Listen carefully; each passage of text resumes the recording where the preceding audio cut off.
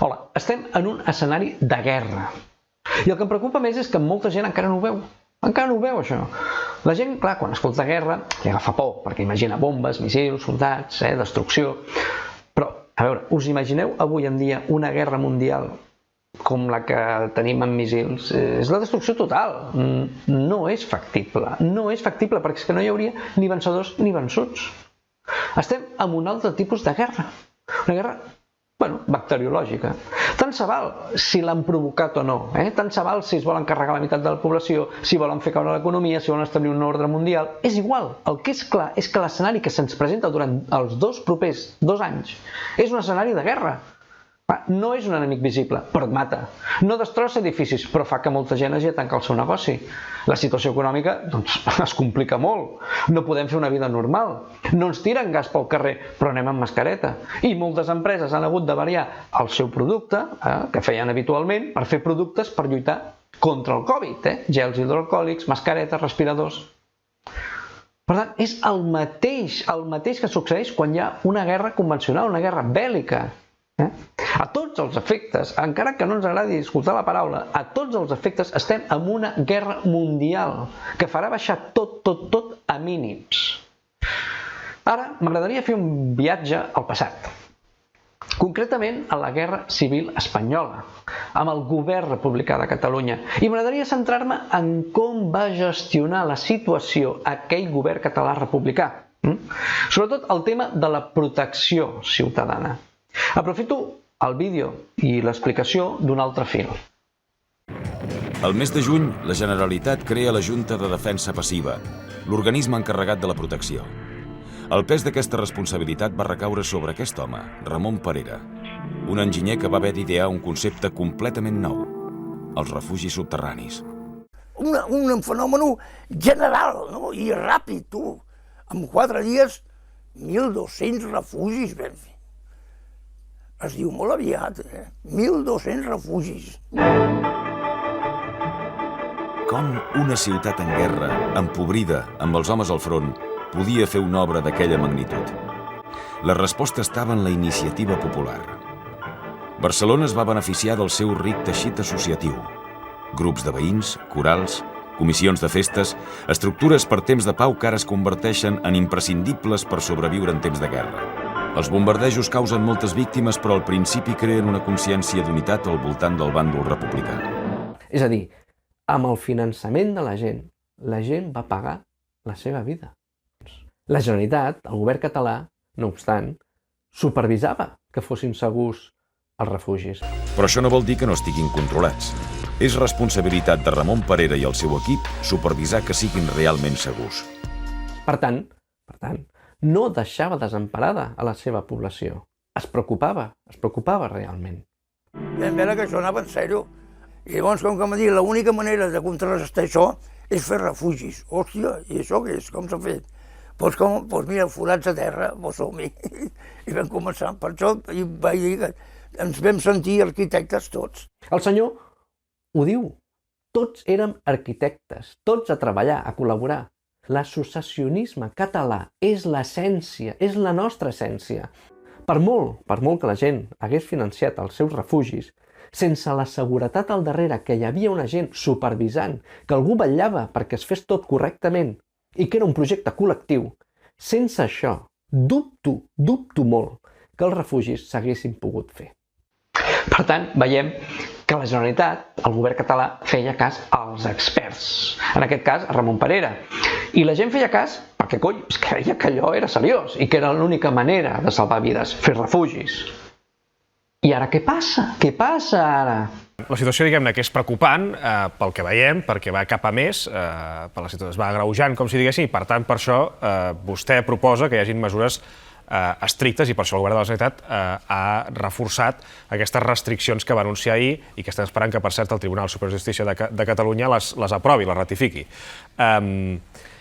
T'he de fer una petita correcció. Jo no sóc molt fan de les mesures restrictives, perquè comprenc que aquestes suposen una afectació del benestar de les persones. He apostat per aplicar les mesures restrictives quan calia, perquè no hi havia més remei, però he estat fent molta pressió per tal de que fossin més proactius. I què vol dir ser més proactius? Doncs gastar calés. És a dir, que la Generalitat i les persones que prenen decisions posin més personal on calgui personal, voluntaris per fer testeig, els rastrejadors, que implementin les eines Bluetooth innovadores i fer estratègies de testeig massiu per detectar les persones. Podem discutir totes aquestes eines una per una, però al final totes es tradueixen en posar calés. Per tant, si la persona que decideix des de les cúpules de directives polítiques fa una aposta forta per posar-hi diners, estalviarem 3 coses. Una, la incidència i la transmissió de la Covid. 2, mitigarem els ingressos hospitalaris i 3, disminuirem el nombre de morts. Això són les recomanacions del Centre pel Control de Malalties Infeccioses Europees. Ara tenim un Parera que diu, poseu calés, cony, poseu calés. Els experts en guerres, el nostre expert en guerra bacteriològica ens diu, ben clar, és que s'han de posar calés. S'han de posar calés per evitar morts. Diu 3 coses més, però principalment per evitar morts. Clar, si ens tornem a fixar en els refugis que van salvar tantes vides, qui va posar els calés? Qui va ser? La gent, teixit de la gent. Per tant, no ens esperem que els polítics ens salvin, no ens esperem, actuem com ho vam fer amb la guerra civil amb els refugis. Us imagineu per un moment quants morts hagués tingut Barcelona si el govern de llavors no hagués actuat ràpidament creant el comitè de defensa, escoltant un expert i supervisant els refugis? Doncs segurament aquell govern hagués lamentat moltes víctimes, moltíssimes víctimes. Els líders, els governs competents, els responsables, es demostren en situacions complicades, no quan les coses són fàcils. Cada dia que passa, que no es prenen decisions, hi ha més víctimes. Enteneu? Cada dia que hagués passat a la Guerra Civil Espanyola sense prendre la decisió de fer refugis hagués suposat més víctimes. Ara crec que tot va amb molta més tranquil·litat, amb molta més parsimònia. I és perquè no som conscients, el que he dit al principi, que estem en guerra i que cada dia hi ha bombardejos. És potser una qüestió mental. No veig caps amputats, no veig braços a les teulades, no veig edificis destrossats, no veig fum, no veig destrucció i per tant crec que no és urgent. Però cada dia tenim moltes víctimes que al final poden acabar morint. Per tant, és el mateix que els bombardejos i no en som conscients. De quines mesures restrictives calia aplicar. Quina és la resposta que vostè li va donar al senyor Argimon? Doncs jo no vaig dir res de mesures restrictives. Van ser altres companys que van apostar per al teletreball i per al tancament de l'hostaleria amb una lògica molt clara, i és que moltes de les trobades es produeixen a la feina i moltes altres trobades és després de la feina, quan vas a prendre alguna cosa amb els amics. Quan ens relaxem. Exacte. La meva proposta va ser totalment diferent. La meva proposta va ser en la línia d'incrementar la capacitat de testeig. Això són uns tests d'antígens ràpids que tenen una fiabilitat similar a la PCR. Es recullen amb un escobilló. L'escobilló pot ser nasal i segurament puguin detectar asimptomàtics.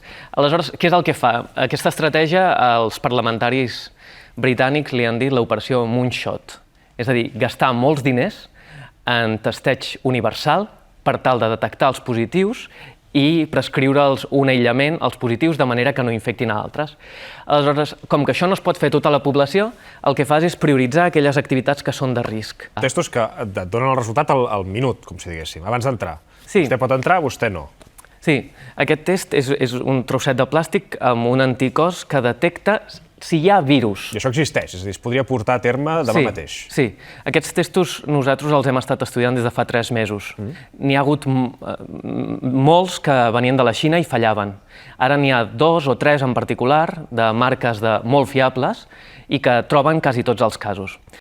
El que diu el doctor Mitjà és de calaix. Cal incrementar la capacitat de testeig. En 3 minuts es saben els resultats. 3 minuts? Què són 3 minuts? Què estem esperant? No puc entendre-ho, de veritat. Soc incapaç d'entendre com no tenim ja aquests testos en funcionament de 3 minuts. Fixeu-vos que el doctor Mitjà diu que els anglesos volen gastar ara molts diners en aquests tests. I això que diu ell em va molt bé per posar el següent fragment. Davant els continus bombardejos i admirats pels refugis, molts britànics que veuen imminent la Segona Guerra Mundial venen a Barcelona, gent interessada en la defensa civil. I molts britànics venen a conèixer de prop els patiments de la població. Entre ells, parlamentaris, periodistes, membres de Scotland Yard i enginyers atrets per Ramon Perera i la titànica obra de refugis al capdavant de la defensa civil. Serà llavors quan Perera coneixerà Cyril Helsby, un enginyer que tindrà un paper decisiu en la seva carrera i la seva vida. Helsby queda tan admirat dels refugis pel que tenen d'innovador i segur que demana a les autoritats britàniques que segueixin les lliçons de Barcelona i que no perdin un temps preciós davant d'una imminent guerra mundial. Perera va fer molt bona feina a Barcelona i en molt poc temps. Com que va veure que el nombre de víctimes era massa elevat, va canviar d'estratègia i va fer sortir la gent de casa seva per portar-la als refugis antiaeris, que eren a prova de l'impacte directe de les bombes i de l'ona expansiva. Quan tocaven les sirenes, es tancava tot. Però així que tocaven el pitu de s'ha acabat el perill, aleshores es tornava a obrir i es veia una vida normal. Senties l'olorar de les sirenes. Començava amb el disco que posaven que deia atenció barcelonins, hi ha perill de bombardeig. Aneu en calma i serenitat, els vostres refugis de la Generalitat de Catalunya vella per vosaltres. Escolteu bé, la Generalitat vella per vosaltres. La gent té confiança en el seu govern. I això fa que la moral sigui més alta, que hi hagi una credibilitat. Naturalment, allò també va servir perquè la gent mantingués la moral alta, cosa que era molt important políticament. Normalment, la gent al principi jo veia que hi anaven amb alegria, allò, aquella seguretat de dir no, aquí no em passa res, tu, estic protegit. I la discussió que tenim amb el Departament de Salut és que no són perfectes. Aleshores, hi ha una màxima que prima en salut pública, és que la perfecció és enemiga del que és bo per la població, perquè si sempre esperes a tenir el perfecte, mai podràs implementar una estratègia. Què deien? Estem perdent un temps preciós. Això és el que deia el Cyril Helsby. Deia, seguiu l'exemple de Barcelona, seguiu l'exemple que van ser ràpids, van actuar ràpidament.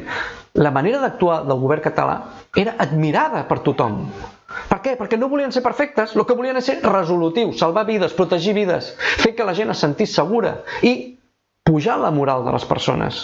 Fer que la gent, d'alguna manera, visqués una vida més o menys normal dins de la guerra. No sé si us passa, però sortir al carrer i veure tothom des de la distància, amb mascareta, és molt decebedor, és molt trist. Però clar, és que a les guerres passa això. Quan al març del 39 Perera arriba a Londres, es troba una ciutat que es prepara per a una possible guerra mundial. Però malgrat la vistositat de mesures com el repartiment de màscares de gas, encara és una ciutat confiada. Heu vist les imatges, no? Màscares de gas. A Londres, al març del 1939, alguns experts es reuneixen en una comissió governamental per estudiar la defensa passiva. Després de l'experiència d'Espanya, se sabia que una futura guerra inclouria bombardejos sobre la població civil. La comissió l'encapçala Lord Hailey i tindrà un expert d'excepció, Cyril Helsby. L'enginyer anglès que havia quedat fascinat per l'obra de Perera serà interrogat sobre l'eficàcia dels refugis a Barcelona. Algunes preguntes el desconcerten. A Barcelona vostè va veure si la població mostrava una tendència a quedar-se sota terra per covardia? Dit d'una altra manera, com que se li oferia una protecció força bona, la gent s'estimava més quedar-se al refugi que no pas anar a treballar a les fàbriques o produint municions? No, senyor. No vaig veure ni un sol cas d'aquests. Al contrari, la gent sempre esperava que s'acabés el bombardeig per sortir. No vaig veure ni un sol cas de covardia. En algunes zones d'Anglaterra, la política d'oferir protecció total podria produir una mentalitat gens desitjable. Si tota la població es pogués refugiar, no es cobriria cap dels serveis essencials. Jo crec que això no passaria. A Barcelona vaig veure molts exemples de la capacitat de treball de la gent. Helsby no entén res.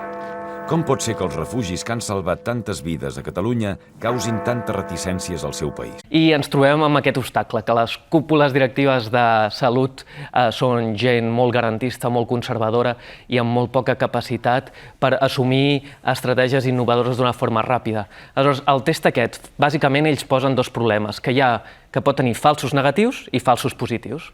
Un fals negatiu què vol dir? Que és una persona que té la Covid, però que el test ens diu que és negatiu. I això es pot produir en un 3% de les ocasions. Però la resposta que hem donat des de la nostra recerca és que aquestes 3 persones de cada 100 tenen una càrrega de virus molt baixeta i, per tant, no són infecciosos pels altres. És a dir, que el fals negatiu ja no ens preocupa. És un risc que es podria arribar a assumir perquè no seria posar en risc en el conjunt de la població. Exactament, és a dir, obriries un restaurant o un hotel, entrarien 100 persones, 3 veritablement estarien contagiades, però no serien infeccioses perquè la quantitat de virus que tenen és molt petita. Clar, però això, aleshores, quan això ho proposes al departament... L'altre problema, perdona'm, és que hi ha un altre problema que és el que hem d'aclarir més clarament, és el fals positiu. Amb ells els hi preocupa molt que una persona que no té Covid doni positiva. I això es produeix en una persona de cada 200, en el 0,5%. I diuen que aproximadament una de cada 200 persones, segons la incidència actual, és un veritable positiu. La solució per això és que, o sigui, tu acabaràs, de cada 200 persones en tindràs 2 positives, una serà un veritable positiu i l'altra serà un fals positiu. I el que els diem és que aquestes persones els podem fer una prova confirmatòria en PCR i s'ha acabat la discussió. Per què tantes pegues? Per què tanta reticència? Per què tantes preguntes desconcertants? Què ens ha passat? Què ens ha passat? Nosaltres no érem així. Nosaltres teníem molt clar que el primordial era protegir la gent i que estés amb la moral alta. Eren els anglesos els que no volien fer-ho. Eren ells els que tenien altres prioritats. Eren ells els que posaven entrebancs a tot. No nosaltres. No nosaltres, el govern català. És com si ens haguessin intercanviat els papers. El que abans feien bé i érem admirats per tothom, ara ho fem malament. I abans els que ho feien tot malament, ara ho fan bé. Quan ho proposa vostè al Departament de Salut, els diuen que no ho poden fer perquè no tenen diners per fer-ho, ni capacitat. No ha estat aquesta la resposta. El doctor Argimon, en principi, és una persona que té ganes de fer coses. Hem iniciat una prova pilot en 10.000 persones, que són gent que fa esport federat, cant coral. En el cant coral s'expel·leixen moltes partícules de virus i visitants a residències. 3 situacions de molt de risc i, en principi, ho volem engegar. La problemàtica és molt més subjacent o molt més d'arrel. És les persones que prenen les decisions des de tota la vida són persones que els hi falta una mica de xispa. Les persones que prenen les decisions els falta xispa, diu l'Oriol. I tant que els hi falta xispa, ja m'ho crec. Si la Generalitat no té diners, no faran ara una marató per al Covid? Heu vist els refugis que es van finançar amb els diners de la gent. Doncs tots els diners que ara reculli la marató, a testos ràpids. Diran, no hi ha investigacions per tothom, es benefici, què collons? Res, home, res. Ho sento molt, hem de ser egoistes. Hem de fer els nostres refugis. Comprar els nostres tests ràpids, que tinguem test per tothom i per 3 anys, perquè podem fer una vida més o menys normal durant 3 anys. Separar gent no infectada d'infectada o asimptomàtica és vital. És vital perquè molts negocis no tindrien el perill de tancar.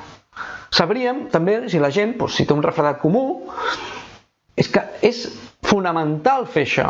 Podríem fer una vida més o menys normal, com amb els refugis, igual que els refugis. És que és molt més important saber, en 3 minuts, si un té el Covid o no el té, que esperar una vacuna que vindrà d'aquí 2 anys. I no estic fent campanya de TV3, us ho asseguro, que no tinc cap intenció de fer campanya de TV3.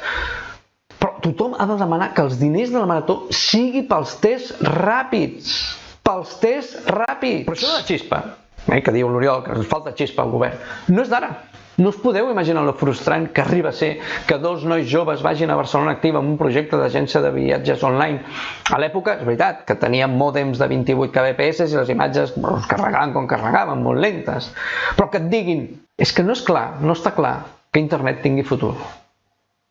A veure, emprenedors, Barcelona Activa, internet no té futur. A aquest país li falta xispa des de fa molts anys, però molts anys. No es potencia per res, però per res als emprenedors. Al contrari, han de marxar tots. La llengua tampoc es potencia, ni la llengua, res. Només s'ajuda i es promociona a la gent que porta el carnet a la boca o que és amic d'algú. Això va així. Des de dalt de tot, a veure, els dirigents polítics, per exemple... Però m'està parlant de la consellera, per exemple. Podem parlar de la consellera, per exemple, és a dir, sabem, va sortir una La editorial. consellera li falta xispa. Li falta coneixement en medicina, en salut pública i sobretot li falta la humilitat per escoltar als experts que en saben.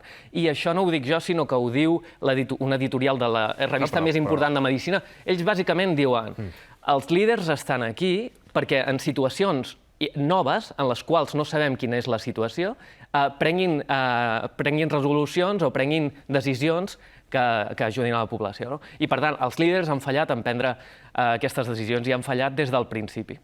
El van criticar molt, el doctor Mitjà, per dir el que va dir. Però per què no pot dir que els líders s'han equivocat al prendre decisions o que el govern s'ha equivocat al prendre decisions? Perquè són dels nostres, perquè són independentistes. Està prohibit dir que el nostre govern ha fet una mala gestió, que no estan preparats, que no estan capacitats per fer-ho, que no han actuat responsablement. Un govern, un diputat, un conseller ha d'acceptar les crítiques. I si no fossin dels nostres, es podria dir o no es podria dir que ho han fet malament? És que no em val l'excusa de que és el govern espanyol que no ens ho permet, que no ens deixa fer res, que no... Doncs actueu, collons, actueu, feu la República Catalana, sigueu proactius. Si ara que estem en un moment de morts, d'ERTEs, d'empreses, de negocis en perills, no sou capaços de plantar-vos i dir aquí s'ha acabat això, i prendre decisions valentes que salven vides i que salven l'economia familiar, quan fareu el pas? Quan fareu el pas si ara no el feu? Quan tot sigui molt més fàcil? No, home, no foteu. Mireu això. Al setembre del 39, Anglaterra declara la guerra a Alemanya després que les tropes de Hitler envaeixin Polònia. La població ha d'afrontar la Segona Guerra Mundial. Es comencen a repartir els anomenats refugis Anderson, una fina estructura d'acer que la gent s'instal·la al jardí de casa i que després es cobreix d'una capa de terra. No estan fets a prova de bombes, sinó que només ofereixen protecció per a la metralla. L'opció per a aquests refugis poc segurs és el resultat de les conclusions de la conferència Haley, on es rebutja el model de Barcelona. Totes les recomanacions que havia fet Helsby davant la comissió d'experts són desestimades. L'informe conclou que la creació d'una xarxa de refugis subterranis costaria massa cara. A més, afirma erròniament que la presència d'aquests refugis havia paralitzat la vida a Barcelona i que estimulaven la covardia. Quan es van exposar aquelles idees al govern britànic, la seva primera reacció no va ser pensar en la gent, sinó en el cost. Què ens costarà fer això? A Barcelona el cost no es considerava un problema. Tenien clar que havien de protegir la gent. Most of us would have had a good deal of protection against gas. Unfortunately, gas is not the main danger. No one has been killed by gas in Spain. The chief danger is high explosive bomb. You can get nearly complete safety from air raids within a year, if you insist upon it. Otherwise, Britain may suffer the same fate as Spain. Which will you choose, death or life? Milers de persones van morir en aquests refugis Anderson. Milers! Pensant què? Pensant que estaven protegits pel seu govern. El govern britànic va prendre males decisions. Va prioritzar economia a la protecció civil. Què és el que està passant ara a Catalunya? Què està passant ara a Catalunya? Clar, però és que aquestes persones que vostè m'està dient prenen decisions molt importants a les nostres vides i les restriccions que ara repassarem, i que dirà vostè també si són efectives o no, afecten a l'economia de moltes persones, a la vida de moltes persones. Sí, però és que estem parlant d'una pandèmia amb una magnitud incomparable amb qualsevol altre event que hagi succeït en el passat. I com ho hem fet de malament, que tenim la tassa de mortalitat més elevada de tot el planeta. És a dir, tenim 700 morts per cada milió d'habitants. Aproximadament em sembla que són unes 8.000 morts per 7 milions. 8.000 morts per 7 milions i mig de catalans. A Alemanya només en tenen 70, és a dir, 10 vegades menys. I al Japó en tenen 10, és a dir, quasi 100 vegades menys. I vostè explica això per la diferència de capacitats. Jo el que li dic és que si vostè hagués viscut a Alemanya, hauria tingut 10 vegades menys possibilitats de morir-se. I si hagués viscut al Japó, hauria tingut 100 vegades menys possibilitats de morir-se. I ho atribueix a la gestió que s'ha fet políticament d'això. I ho atribueixo directament a les decisions i a la manca de capacitat per prendre decisions d'una forma suficientment àgil, i ho atribueixo que des de les cúpules directives hi ha hagut batalles partidistes i que no hi ha hagut la preparació suficient com per poder entendre quines eren les eines des del punt de vista diagnòstic o terapèutic que poguessin prevenir una part d'aquestes morts. No sabem quantes d'aquestes morts s'haurien pogut prevenir, però segur que una gran proporció les hauríem evitat. Les persones que han estat al capdavant han estat perillosament incompetents i que no hauríem de permetre que en unes eleccions mantinguessin el seu lloc de treball. És molt trist, i suposo que el doctor mitjà es sent responsable d'alguna manera per aquestes morts innecessàries o evitables, i per això diu el que diu. I el que és molt preocupant, és que li diguin que això no toca. Què vol dir que això no toca? A la gent que ha perdut familiars per causa del Covid se li pot dir això no toca? A la gent que ha de tancar el seu negoci, la seva empresa, a la gent que està en ERTEs, se li pot dir això no toca? Jo vaig dir fa molt de temps que en una república catalana no hauríem d'estar lamentant tantes morts. I continuo pensant el mateix, perquè en una república catalana amb democràcia directa els polítics no tindrien el poder de decisió que tenen en aquests moments, i que haurien pres les decisions no serien perillosos incompetents que tenen més por del que dirà l'oposició que de prendre decisions valentes. A la república catalana les decisions les haguessin pres els experts en tots els camps necessaris per lluitar contra aquest enemic invisible. Estrategues, matemàtics, científics, doctors, epidemiòlegs, gent acostumada a lluitar contra enemics, aquests enemics desconeguts. Per guanyar una guerra has de conèixer l'enemic i t'has de conèixer a tu mateix. Això ho va escriure algú 500 anys abans de Crist, i aquesta màxima continua ara totalment vigent. Moltes gràcies.